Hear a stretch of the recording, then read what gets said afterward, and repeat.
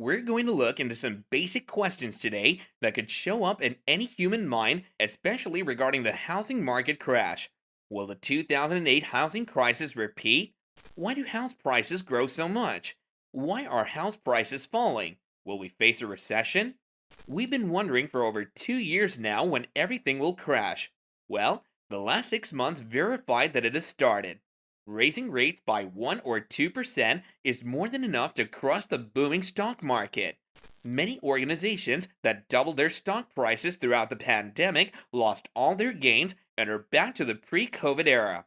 Whoever sold before the crash must have benefited enormously. But a stock market crash isn't a big deal since most of the stocks are held by the top 10% of Americans. However, when real estate prices crash, everyone suffers since everyone has a roof over their heads. House prices expanded by over 10% in 2020 and almost 20% in 2021. We hadn't seen such price hikes since 2005 or 6 when the housing market was directing into a crisis that would bring down with it the entire economy. And since the Fed is lifting up rates, house prices are crippling. So the question that many have been asking is, will the 2008 housing crisis repeat itself? Are we headed into an identical crisis? And how harmful will the crash be? We'll answer all of these questions and much more, but before we do that, give this video a big thumbs up and let's dive right in. The existing crisis is not like the 2008 housing bubble. The 2008 housing bubble had different factors to it. Poor banking regulations led to overrated mortgage backed securities that were issued by rating companies. Junk loans, or the loans that had the highest chances of defaulting, were mixed with good loans and given AAA ratings. Investors traded these securities based on the narrative that these are stable, great loans that are issued by giant financial institutions such as AIG. But the moment some of these loans started to crack, it was like the domino effect that led to the crash of the market and bankrupted giants like Lehman Brothers or AIG. But the current housing bubble isn't driven by junk loans or fake AAA ratings, guiding many to believe that the housing market is fine. However, what we also have to take into account is that there are no two similar crises.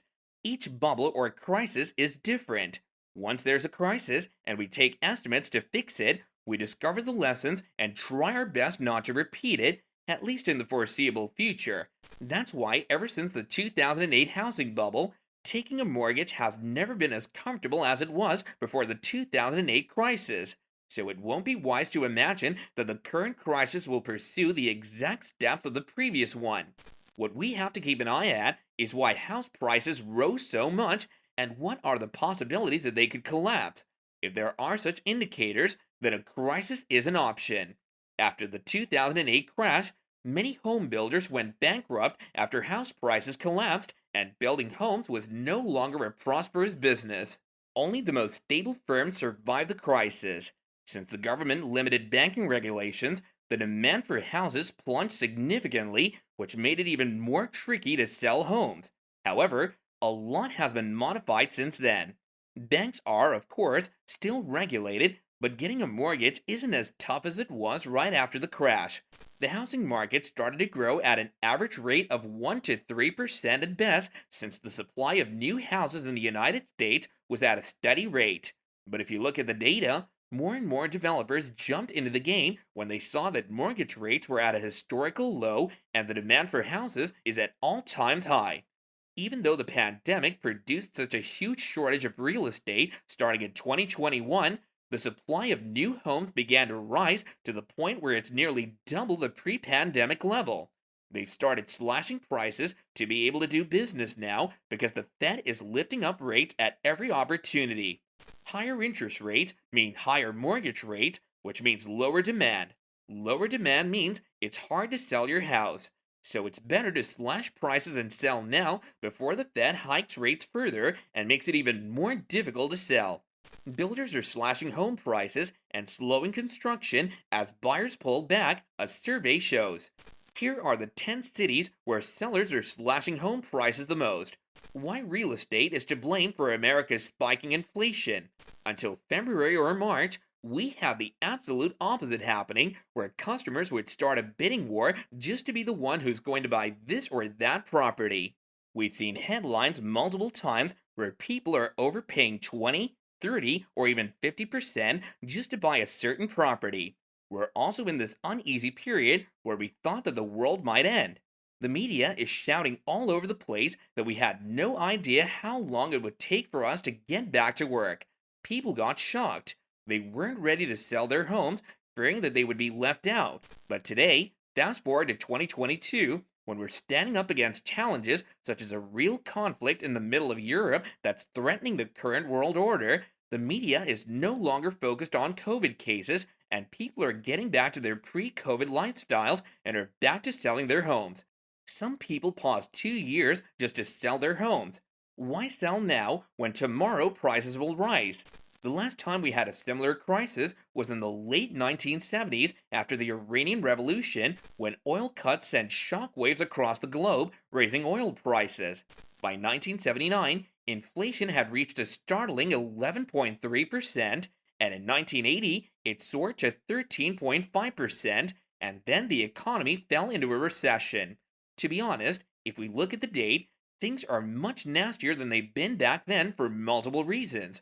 First of all, Russia is much bigger and deeply integrated into the world economy. It doesn't just export a lot of oil, it's the biggest gas supplier and the largest wheat exporter, and it's invading a country that's also one of the largest wheat exporters in the world. And we didn't have a global pandemic where we printed trillions of dollars to make sure everyone stayed at home.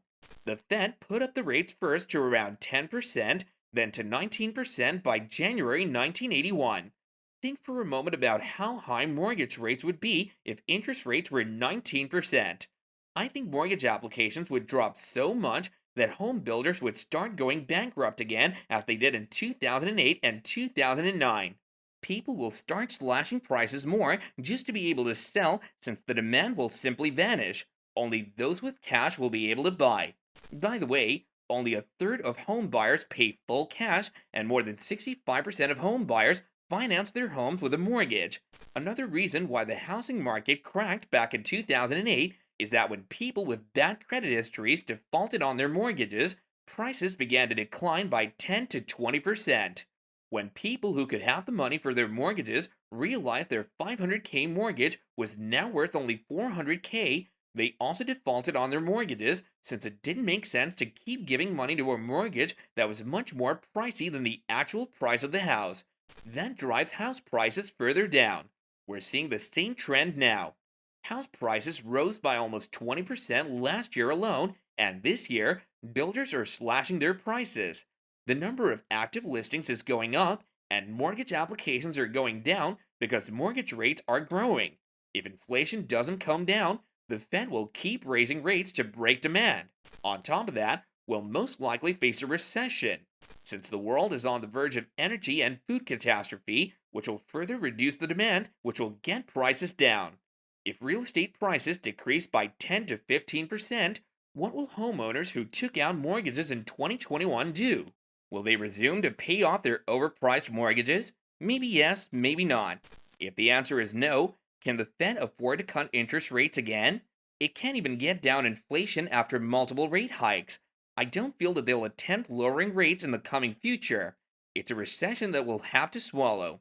I know that the Fed keeps declaring that they're not noticing any signs of recession, but the Fed is very easygoing with its words. What the Fed says matters the most. Remember back in 2021, we already had data that inflation was getting out of hand, but the Fed comforted us down by saying that there are no signs of inflation. But when it occurred, the Fed didn't instantly raise rates, but alerted the market. The market didn't listen, so it warned it again, it didn't listen again. Then only it acted and hiked the rates. Then they spoke out that the US is not in a recession, and now Jay Powell says that a recession is a probability. So I wouldn't authorize the Fed, since the job of the Fed is to calm down investors and make sure that the recession isn't as heartbreaking as it could be. It's really difficult to say for sure what's going to happen, but looking at all this data now, a housing crash that's in some ways identical to the 2008 crisis is a real possibility if things continue the way they are now. Only time will show what's going to happen. Thanks a lot for watching, and we'll see you in the next one.